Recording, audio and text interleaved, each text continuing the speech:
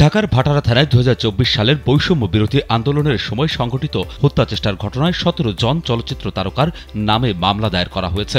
এদের মধ্যে রয়েছেন আলোচিত নায়িকা নুসরাত ফারিয়া, অপু বিশ্বাস, নিপুণ আক্তার ও ভাবনা।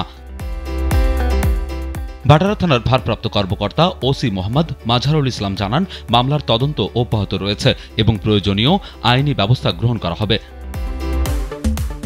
মামলার নথিপত্র বিশ্লেষণে জানা গেছে, সাবেক প্রধানমন্ত্রী ও আওয়ামী লীগ সভানেত্রী শেখ হাসিনা এবং তার সরকারের সংশ্লিষ্ট ২৮৩ জন অজ্ঞাত পরিচয় কয়েকশো জনের নামও রয়েছে।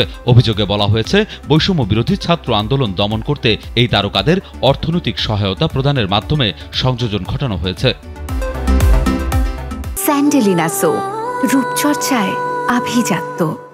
মামলার বাদী এনামুল হক দাবি করেছেন, আন্দোলনের সময় গুলিবিদ্ধ হয়ে তিনি গুরুতর আহত হন। মামলায় উল্লেখ রয়েছে, এসব তারকারা বিপুল অর্থ ও উৎসাহ দিয়ে আন্দোলন দমনের পেছনে সরাসরি যুক্ত ছিলেন।